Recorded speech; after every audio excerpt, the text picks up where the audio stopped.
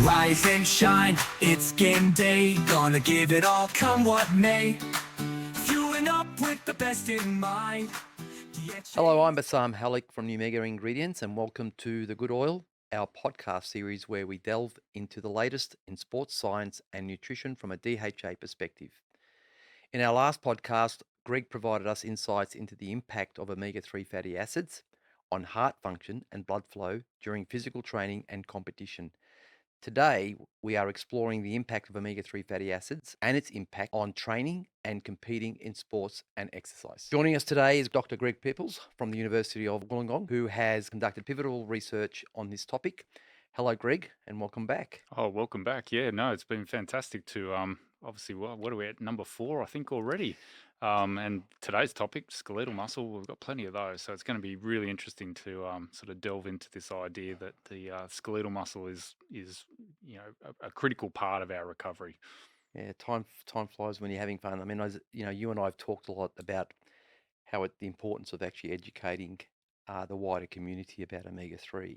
Um, But what we're trying to do that is to, at the same time, is to link that to or substantiate it with clinical research, and hence your presence is very important for us. So appreciate it. Well, let's start and talk about the omega-3 fatty acids and muscle recovery. We did talk about a little bit in regards to muscle recovery in the previous podcast. In your research, you explored the effects of long-chain omega-3 fatty acids on eccentric induced delayed. Is that how you pronounce it? Yeah, eccentric based activity. Yep. Delayed onset muscle soreness. Can you explain what this means and why is it relevant to muscle soreness? And how does muscle contractions, relevant to sport and athletic training and competition in particular? Yeah, look, even at a higher level, what we know is that when we exercise, we need to recover. And when we recover, it's actually a really important physiological process that we Mm, then gain what we call physiological adaptations. We get fitter, we get stronger. And then there's the concept that we should be exercising regularly, and therefore we need to be recovering on a regular basis as well. So, recovery is a really important part of becoming fitter, stronger, enhanced endurance, all of these characteristics we associate with sort of improved performances overall. And so when we consider how we move, our muscles go through different types of contractions. So sometimes we shorten the muscle, so that's called mm, a concentric contraction. Sometimes we keep the muscle the same length, and that's called an isometric contraction. And there's some movements that actually are muscle lengthening activity. So that's an eccentric contraction. So the easiest way to kind of think about the two major types of contraction in terms of concentric and eccentric is if you can imagine running up a flight of stairs, majority of your muscles will be going through concentric contractions to yeah. push you to the top of the stairs. And if you think of, the quadriceps, for example, if you turn around and run back down the stairs, those muscles have to create braking activity as you go back down the stairs. And so Yeah. that's the eccentric contraction. And so when we play sport and we compete and train, naturally we're incorporating different types of contractions all the time. What's unique about eccentric contractions is because they're controlling the length of which the muscle is then stretching, it's putting the muscle under mechanical strain. Mm, And so the muscle's still actually contracting, but it's allowing the muscle to become longer. So it's letting it out and letting it out and letting it out under a controlled way. So we don't kind of just simply lose our postural control and fall over. yeah. When we do that, we often become sore afterwards. And you know that feeling if you've been to the gym for the first time in a while, or you have been on a hike and you've walked downhill for a period of time, for the 2 or 3 or even 4 or 5 days afterwards, those muscles are kind of letting you know that they've gone through that activity, aren't they? Yeah. And so that's what we call the eccentric induced muscle damage. And then the overall concept is we get a delayed onset muscle soreness. And what that tells us is overall there is a natural inflammatory response that's occurring. And now, inflammation is important. As I've mentioned before in other podcasts, when we train and compete, we want to actually create some level of inflammation so our body can learn how to deal with that inflammation and become stronger, fitter, um, more capable of then obviously dealing with those physiological stresses of Mm, exercise. It's when inflammation runs out of control, it's a problem. So if we go back to those contractions again, we lengthen the muscles become mechanically damaged. naturally the body then sets up an inflammatory response to try and repair that tissue, doesn't it? Yeah. And so we end up with classic inflammatory responses like increased blood flow to the region. We end up with increased temperature to the muscle. That will then bring in cells that help resolve the process. Um, Permeability to the capillaries open up so that the muscle cells can be supported when those immune cells arrive. Mm. So all of these things are a natural process. The challenge is that when we become sore and when we become inflamed, our performance drops in the days Yeah. afterwards.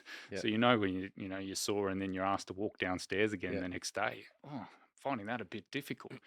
And so if you imagine if you're an athlete and you've just played in a very intense game of, say contact sport, AFL, rugby league, rugby union on the weekend, and you're quite sore, on the Monday morning, and your next game is 5 days away, there's only a short period of time that the body has to go through that inflammatory response, Yeah. plus resolving, getting ready for the next competition. In the meantime, you're being asked to compete and train during the week at high level performance. So Mm. if we can activate a process of recovery that is more efficient, then that would actually be really useful. It also means that we have the capacity not to allow inflammation to build up over time, which is also a really important part, because overall we're now starting to learn that there is a relationship between chronic inflammation, those musculoskeletal niggles that start to occur that could eventually then result in musculoskeletal injuries later. So there's also a Yeah. nice link in terms of the longevity of the musculoskeletal system to trying to reduce chronic inflammation. Yeah. Been documented a lot of football clubs now in both codes have a lot of soft tissue injuries. Do you think that DHA could play into that in terms of, I know I'm not sure if there's any evidence, but do you think potentially DHA can actually reduce that incidence of soft tissue injuries? Yeah, so we're going to primarily talk about DHA and its role in inflammation. This is certainly an EPA. area of interest that translate into differences in musculoskeletal complaints and injuries later. There's very little research that's been done on it at this stage. There's a couple of, I would call, observational studies that have been published in ultra distance runners complaining of injuries, and they've looked at their omega-3 status. But the problem is that those studies, again, I don't want to over interpret their results because they haven't controlled for their diet, understood how much EPA or DHA is naturally in the diet. In fact, some of the studies don't even collect any information about their diet. So Yeah. it becomes quite tenuous on the claims that some early studies have made. But I think, again, going back to good study design, there is an opportunity to move from what we'll talk about today as EPA and DHA in terms of resolving inflammation, recovering, and then the potential for it in the future to look at its relationship then to musculoskeletal complaints in the longer term if chronic inflammation was overwhelming the body. How can we actually sort of resolve and keep that under control? Yeah. Yeah. So, I mean, in your 2021 study, it highlights some design issues in the reported outcomes of omega-3 interventions. Could you maybe elaborate on these design issues and how they might impact the result of the studies on omega-3 and particular muscle recovery? Maybe give the audience a bit of what the study was about first. Yeah, that's Yeah. good. Look, this is similar to the review that we talked about before, where we looked at all of the current studies that have considered omega-3 intake and trained athletes. This one we focus primarily on the topic of eccentric damage, delayed onset muscle soreness and inflammation. Um, what we noticed is that, the first time a paper was published on this particular topic was 2002.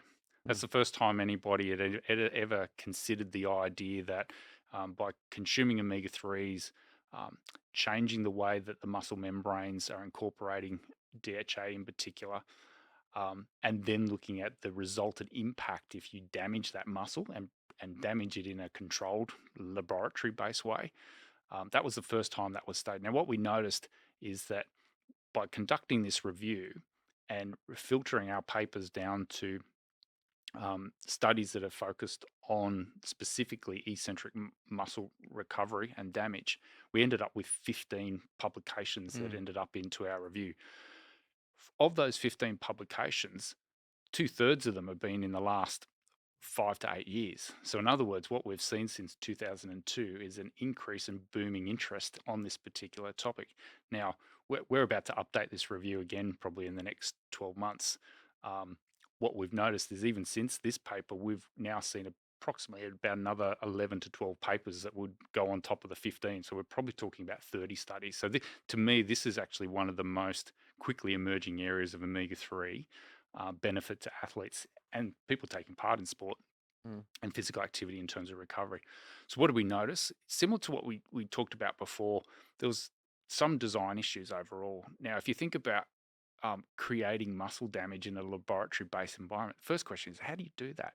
You can run downstairs, you can do all these things out in the real world, but how do you actually create muscle soreness in a laboratory-based condition? So what we noticed is that of the 15 studies that we reviewed, there was a range of different methods used. So some of the studies used what we call unilateral activity. So in other words, they only damage one small group of muscles.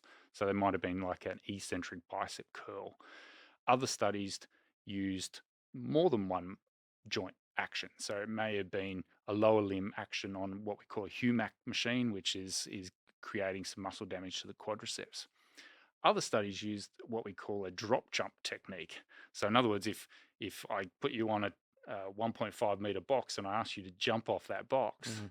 and then I ask you to jump off the box 100 times, you've got to create a braking activity using your lower limb muscles, and that eventually that will create an inflammatory base response, and you'll be sore for several days afterwards. So that's the first thing we noticed, that of the 15 studies, a lot of them had used a range of different methodologies to create the damage.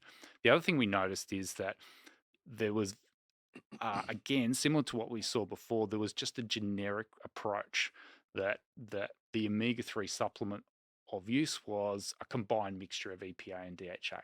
So the outcomes overall were really unable to be specifically analyzed in terms of EPA and DHA, because obviously both fatty acids are being presented in that group of studies. Now, I must say, since then, there's been a few EPA and DHA specific studies come out, and we can talk about. There's a colleague of mine from the University of Baylor, Jeff Hilson. His PhD was to separate EPA and DHA into its effects. Oh, yeah. And he created muscle soreness. And what he noticed is that he got advantages out of EPA and DHA, which sort of then asks the question, are they both doing the same thing, or are they actually acting under different pathways in terms of their So he overall? actually found that the DHA can also have an impact on Yeah, he found reduce. both EPA and DHA was demonstrating some positive outcomes in terms of Oh, their wow. separate. Now, they're likely that they're actually providing that through a different pathway, a different mechanism. So if we just go back to our review, then what we did notice is if we look at the outcomes of recovery, it's how sore are you and how quickly does that soreness resolve itself? Um, is your performance affected? So have you lost muscle strength and power? And we definitely know that happens. So if you damage your muscle in the days afterwards, you're not as fast, you're not as powerful, you're not as strong until that recovery process is coming. And then finally, how inflamed are you? So we know that there's a number of different um, raw markers that we can take from the bloodstream that summarize what we know as the inflammatory response. So IL-6 is an example, it's an interleukin, but there's also anti-inflammatory cytokines as well, like IL-10. And so a combination of measuring those, we looked at, of the 15 studies, is there some Yeah. early combinations of those inflammatory and anti-inflammatory markers? So if we just go through those quickly, if we look at the soreness, even though the studies overall weren't optimally designed, 2/3 of the studies clearly showed that the delayed onset muscle soreness was alleviated by the presence of an omega-3 in the diet. So that was, if you stand back and think about it, you think, wow, so 2 in 3 studies, even with the design issues that we pointed out in our review, that seemed to be a common characteristic that came through. Now, so from a point of view of how do you feel in the days after that damaging exercise, being a little less sore is probably an advantage, isn't it? Otherwise, you're hobbling around for a little while. If we look at the performance, not every study measured a performance marker, and this is also part of the challenge, I guess, in recovery, because you can recover at 24 hours, 48 hours, 72 hours, 96 hours. Each of those stages is going to be a little bit different. So the problem with the performance recovery is some studies only measured 24 hours and some studies measured 48 hours and some studies, and so it made it very difficult in the review to actually say that there was a commonality. So what we're actually calling for is a more selective way of actually following recovery, any future studies that are done. And then from the inflammatory markers, the most common marker that was collected was IL-6, interleukin 6 cytokine, and the studies that collected that showed that around about 80% of those studies showed a reduction in IL-6, which is part of the inflammatory pathway overall. But again, the problem there is that not every study collected IL-6 at the same time point, Yeah. so that becomes a challenge as well.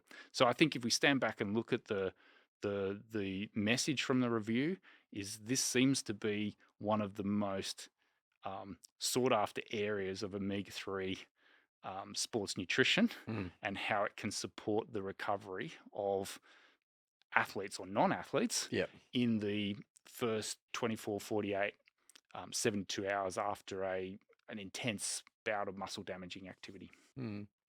You know, it's a very interesting narrative there. What do you think if a sports nutritionist, I should say, in a sporting club, hearing what you just said, obviously a lot of sports nutritionists that don't understand that clearly, because omega-3 is not part of their nutrition supplementation, if you like, regime.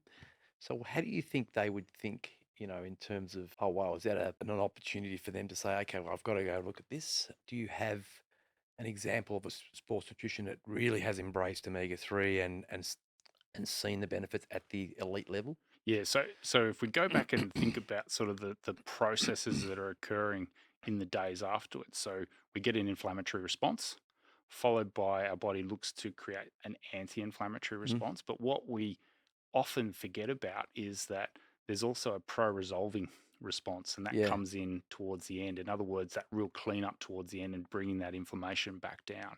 And so from an applied point of view, and particularly around an omega-3 point of view, when we've integrated with sports dietitians at different team environments, is that firstly, omega-3 doesn't necessarily come up straight away as the go-to. And, you know, we still see examples where, you know, from muscle repair point of view, protein obviously then Yeah.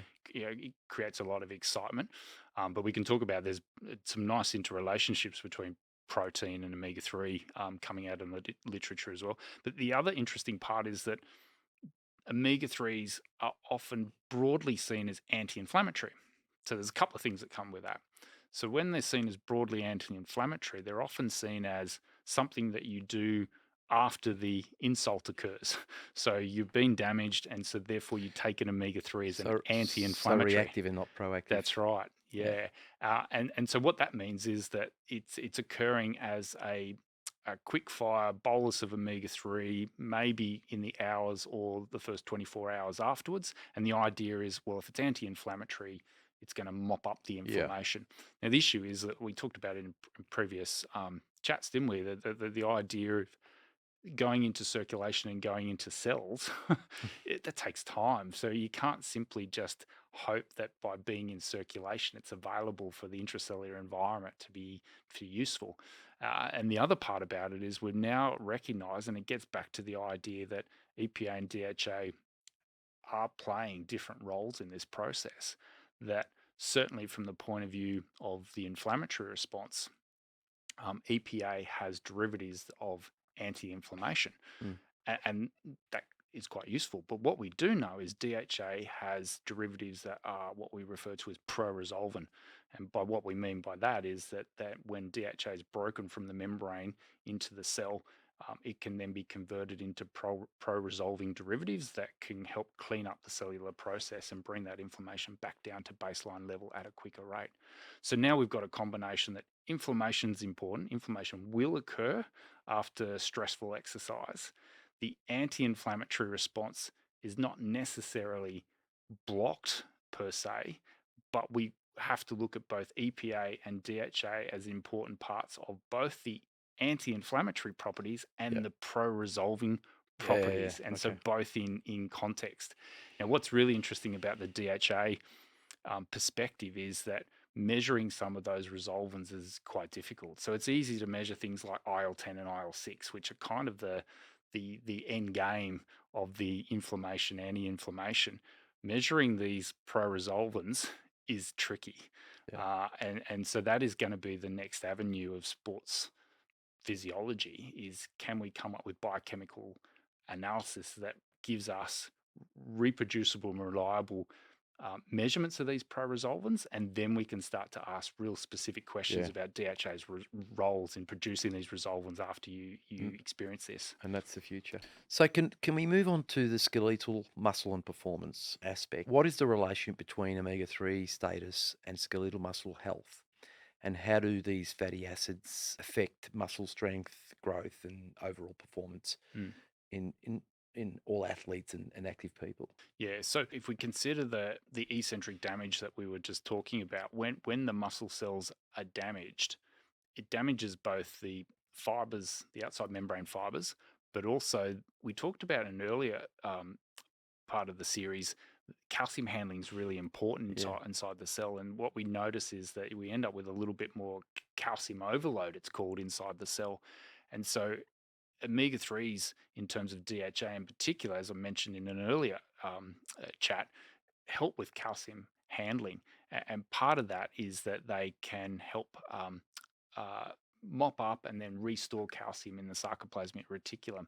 And so if we think about the soreness that's occurring, the pain that we feel as part of this, the nerve endings that are coming down onto the skeletal muscle cell are obviously experiencing that inflammation, and also the muscle fibers are not being able to contract as efficiently. So, and that relates to the performance reduction. So if you get an eccentric damaging activity and you ask someone to do a counter movement jump or a mid-thigh pull, they're not as strong, they're not as powerful, and they're not as quick in being able to produce contractions. So again, thinking about the review that we published, as I mentioned, performance indicators hasn't been as well measured at this point. One, because they're being measured at different time points of the recovery, and two, they don't necessarily measure the same performance marker. So one study might do a counter movement jump, another study might do a mid-thigh pull, another study might do just simply an isometric contraction of the lower limb. So what we need to do is come up with a combined way of being able to reproducibly measure performance on a consistent timeline, not just 24 hours, but up to 72 hours Mm. after the recovery process has started to occur. And by doing that, we can then see, well, can either omega-3 DHA or EPA provide some form of what we call attenuation. So, in other words, everyone's going to feel a little bit tired. Everyone's going to feel a little bit fatigued. That's a natural part of training. Mm. But can we attenuate that? Can we make that a little bit less? So, just like the soreness seems to be a little bit less, can we actually sort of reduce the extent of which performance is lost? I think that's going to be an important part of the next stage. Yeah. Again, as long as we design these studies properly. And are there particular types or doses of omega-3 supplements that have been found to be most effective for athletes and physically active individuals? And probably more towards, the effects of inflammation. Yeah, so again, from the review point of view, we looked at all the doses that the Mm. studies have used. And again, it's a problem that we've got, is that without setting a hypothesis, we've got some of the studies with very high doses for a short period of time, other studies with low doses for a slightly longer period of time. Some of the studies using a biomarker to actually confirm that the omega-3 has been uptaken into the body using the red blood cell as the marker. And so it's hard to put an exact dose on at the moment, but therefore we have to go back to the common principles about Yeah. how do we actually increase omega-3 in membranes. Yeah. And so the idea of at least attaining 500 milligrams as our starting baseline is going to be really important. The question then comes, for recovery purposes, is 1,000 going to be enough? For example, if I get a combined EPA and DHA of 1,000 milligrams over a prolonged period of time, and I know that my omega-3 index is now 8 or 9%, is that enough? That's actually going to be an area where we have to sort of carefully bring those doses up and know that potentially 1,000 milligrams becomes the threshold, or is it in fact 2,000? when we're actually talking about these really intense periods of inflammation. And as I said, the problem at the moment is we've got studies with a range of different doses and a range of different durations, and it's really hard to sort of create then a algorithm or a recipe that says that this dose seems to be the minimum threshold. As I mentioned before, a colleague of mine, Jeff Hilson from the University of Baylor, he's at least separated his studies into EPA and DHA. So Mm. that's a really good start, because now at least we can see that both fatty acids seem to be of potential benefit. As I mentioned, there's probably likely a different pathway, one being anti-inflammatory and one being pro-resolving. But that tells us that both fatty acids can play a role. So when we bring them back together, then we could start to think about, well, maybe it's so many milligrams of EPA and so many milligrams of DHA, but I feel that we're quite a few studies off at the Yeah, moment. yeah. Well, I mean, we just spoke about, the recommendations from an inflammation perspective, right? But from a practical implications for athletes, who engage in sort of regular training or, actually competing.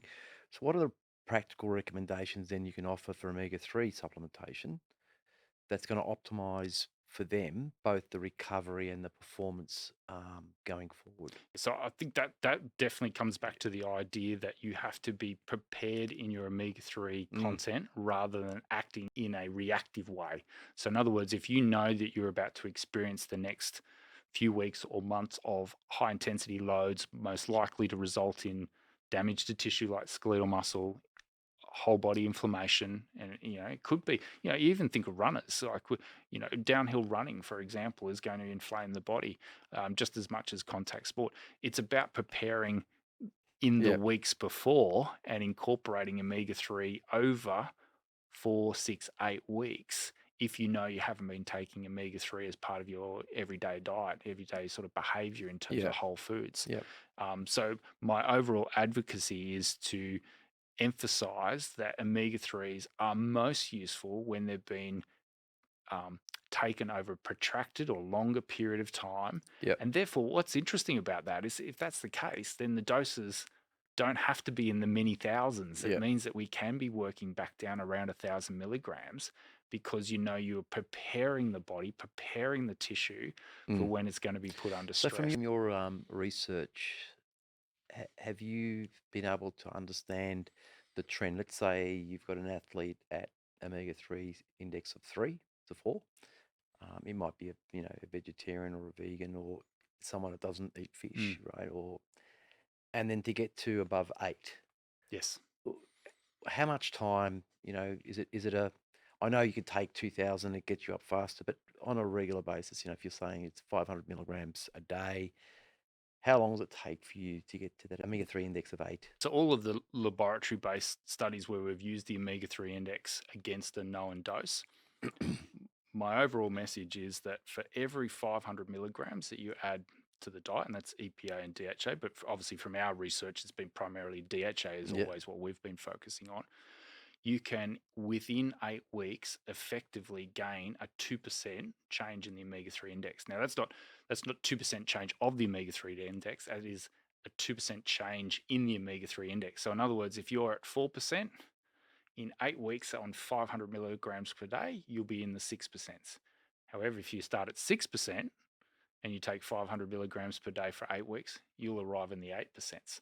So I've been able to, through looking at a lot of data over a lot of years, boil it down to the basic message: for every 500 milligrams taken daily over 8 weeks, you will effectively raise your omega-3 index from 4 to 6, or 5 to 7, or 6 to 8, or 7 to 9, and so on. Obviously, if you then move that up to 1,000, you'll gain a little bit more. So you'll be looking at more like a 3 or 3.5% change. Yeah. So this is why, if we always boil it down, it's always understanding, and this is where the omega-3 index is available now commercially. Yeah. So if you're not really sure about where you sit in terms of your omega-3 index, you can order a sample, and then if you are at 4%, well, you're probably most effectively looking at 1,000 milligrams per day Yeah. over 8 weeks to get 8%. If you're at 6%, well, you could probably afford sort of around the 500, and you'll eventually rise.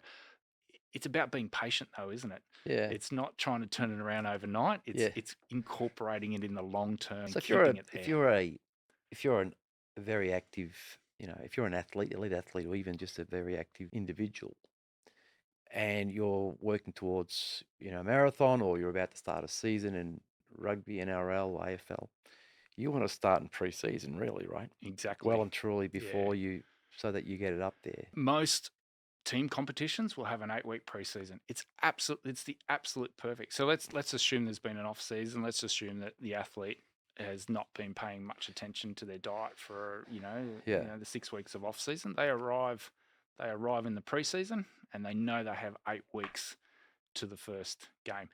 There is ample opportunity in those 8 weeks to arrive at the first competition game with an omega-3 index that's above 8%. As long as you are aware of where your starting point is.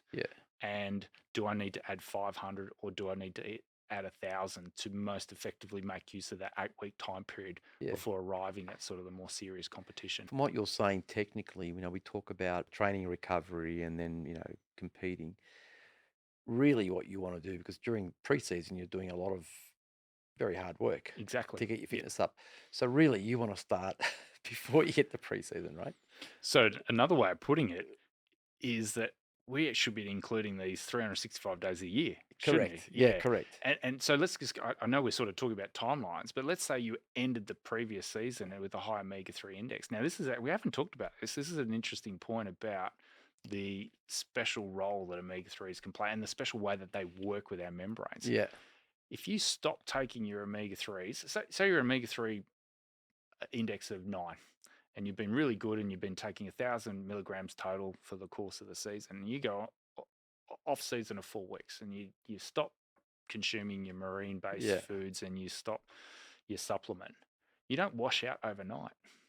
So you actually maintain those tissues and they gradually wash out over the course of around about a month or so. So in other words, there is potential that if you finish the season before at a really high index and the off season's only a short period of time, you won't fully wash out. You might wash out partially, and you might be able to start from a slightly high, still depleted, but a slightly higher. So does it take longer to get to 8 than to go down to 4?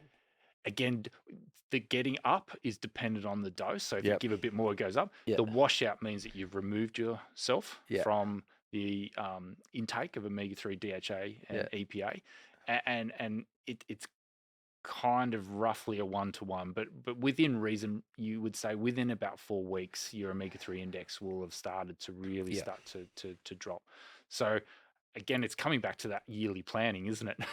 But I absolutely take your point that the off season is a high intensity period. So in some ways, being prepared as much for the preseason compared to the competition is just as important. Just in terms of the future directions on this topic that we've been discussing in this podcast, since your review, how has this topic of recovery evolved in the last few years? What are some of the key areas of future research needed to better understand the effect of omega-3 fatty acids on physical training and recovery?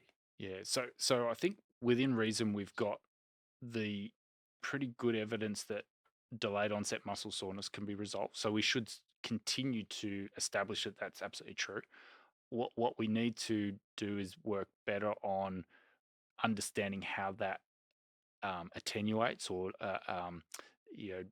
doesn't allow the physical performance to fall as much during the period of recovery. So we need to measure performance a lot more. But really important, we need to understand the inflammatory response a bit more and the resolving response. And that's going to come because we can now start to measure resolvents in a lot more detail with a reproducible methodology. So we're not quite there, but I would say in the next 10 years, we will be able to do that. What we can also do is that we can move this conversation from resolving soreness and inflammation away from skeletal muscle and start to have a look at some other tissues that potentially also experience inflammation. So the one that comes to mind is neural tissue, brain tissue. And so if you think of the contact sports, there's one thing that the skeletal muscle is under an inflammatory response afterwards. But for contact sports, we know also the brain or the neural tissue comes under an inflammatory response. And it doesn't have to be with a fully diagnosed concussion, even those small repetitive head traumas Mm. that can be asymptomatic doesn't mean a player is not inflamed afterwards. And so the neural tissue can be damaged mechanically through the shear forcing, through those bumps that are taken during contact sport. And so if we go and have a look at the role or the place of DHA, it's also very important in terms of brain tissue. And if we think about the resolving aspects of it, there's new evidence coming through that DHA plays a pretty critical role in terms of supporting brain cells as much as heart cells or skeletal muscle cells. And that kind of makes sense. Now, if you think of sort of the parallel between how DHA supports heart cells through cardiac ischemia, Mm. that's damage and inflammation that occurs in the days after. So it's logical that we could set up a hypothesis that DHA is also critical in terms of supporting neural cells that have been put under mechanical stress and experiencing Yeah. inflammatory response as well. So measuring the impact of DHA on the post head trauma between exposures to head knocks and head bumps is going to be a really interesting area of research going forward. Well, I mean, it's interesting. I mean, the insights you've given us today, we're going to see an evolution of sports nutrition and exercise science relation to DHA. How do you think that will evolve? How do you think, what does sports nutrition look like in the future when it comes to DHA, and what does, exercise science look like when it comes to DHA in the future? Because right now, from what you're saying, we're a long way away, right? Yeah, so I think our understanding of the specific roles of EPA and DHA should start to become a lot more clear in the next period, hopefully before my retirement. But certainly at the moment we've sort of arrived at, we know omega-3s are providing physiological support. What about if we split out the omega-3s into EPA and DHA? So that becomes a little bit more helpful in terms of the practitioner, in terms of being specific. So rather than just treating an omega-3 as a global omega-3, Mm. sports dietitians can actually be looking at, well, for athlete A, potentially EPA plays, a decent role, but maybe we only need, 250 milligrams of EPA to be able to do that. DHA for this athlete will play a particular role because if it does play out that it could be a supporting factor for resolving brain inflammation in the post-concussive event, then the sports nutritionist working with the contact athlete can look specifically at what whole foods and supplements are supplying DHA to that athlete. Now, obviously, the track athlete that runs around and doesn't bump their head, well, they're not interested in the brain inflammation. They're going to be more interested in the muscle contractile activity Yeah. that can support. And then we talked about before the endurance athlete with the heart. Well, that's another story altogether. So I think I can see the combination of EPA and DHA and coming up with their specific roles is going to then allow sports dietitians to sort of provide sort of EPA and DHA specific guidelines rather than sort of these generic omega-3 guidelines Yeah. that we get. Excellent. Well, we're going to wrap up this podcast, but is there any additional advice or insights that you'd like to share, with our listeners who are interested in that intersection of omega-3, um, physical training and overall health? Is there anything that you'd like to share? Look, I would still emphasize that because EPA and DHA exist and have the potential to be intaken through whole foods, that as a population, we should look at combinations of foods that provide that to us. And then from there, have a look, is a supplement required? And what is my need? And how much supplement do I need to be able to be taken? Mm. But rather than seeing it as a reactionary factor, I'd like to see omega-3s being seen as a, just a usual part of our diet. We're achieving a minimum 500 milligrams per day, and that in essence is actually helping overall health and well-being. And we see that from cohort studies that, once we follow those that are on a variety of dietary foods that provide those sources, the longevity and the quality of life is also improved in those older adults too. And so I think it's a combination of being able to look at what do I get from my whole foods and where do I need to be able to take a supplement where there are periods of time where I'm not intaking, or I'm finding it difficult for my own personal reasons that whole foods aren't enough, and therefore supplements are a good option for me as a personal option. Excellent. Well, what a great insight into this world of inflammation and omega-3. I think it's critical, because it's surprising how many people won't really understand it, and how they can actually overcome this recovery and soreness that you talk about today. So I appreciate that, and thank you for that. And thank you to our audience for tuning in. We hope you found this discussion on the impact of omega-3 fatty acids and its impact on training and competing in sports and exercise. Stay tuned for more episodes where we continue to explore the science behind sports and nutrition from a DHA perspective. Our next podcast, we are exploring the impact of omega-3 fatty acids and its impact on training and competing for masters athletes. Remain strong, feeling great. DHA helps you elevate. Focus sharp and energy high. With every move you're set to fly. DHA, the athlete's choice. Heart and brain.